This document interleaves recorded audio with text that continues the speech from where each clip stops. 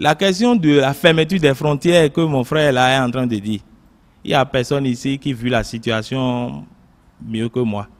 Parce que nous sommes dans le système portuaire et on sait ce qui se passe. Parce que les gens veulent nous faire partie du secteur de transit.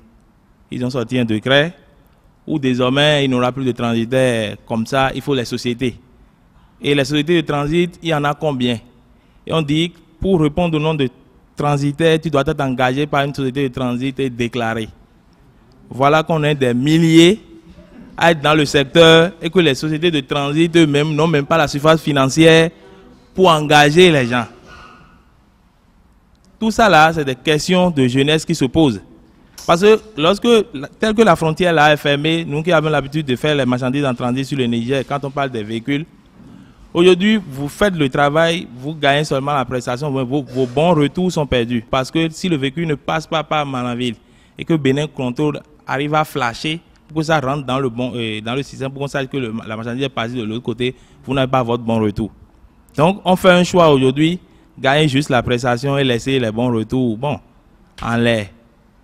Aller un peu dans le nord pour se rendre compte des réalités de ce qui se passe. Combien de chômage que cette situation a encore créé. Mais le crime, c'est quoi? On nous fait croire que c'est l'État qui a fermé. C'est la CEDEAO qui a fermé. Mais qui est l'État en réalité? Nous avons nommé des gens à qui nous avons confié une responsabilité, des prestataires en réalité. Vous m'excusez, il y a un ministre dans la salle.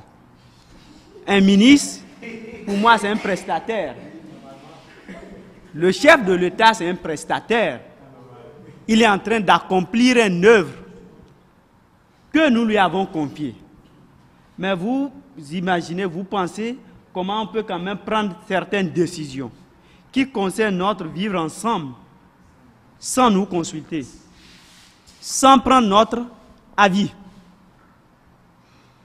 Et le paradoxe, qui n'est pas encore dire là, ça vient derrière. D'ici peu, vous allez entendre que l'État que nous constituons, nous allons dédommager ces prestataires-là. Nous allons les dédommager. Parce que lorsque la frontière est fermée de l'autre côté, c'est le port autonome qui souffre. Qui sont en train de diriger ce port autonome de Cotonou?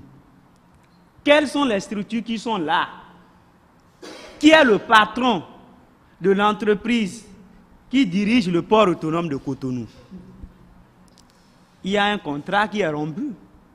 Et s'il y a un contrat qui est rompu, l'élément va porter plainte. On dit l'État béninois. On nous a habitués à ça.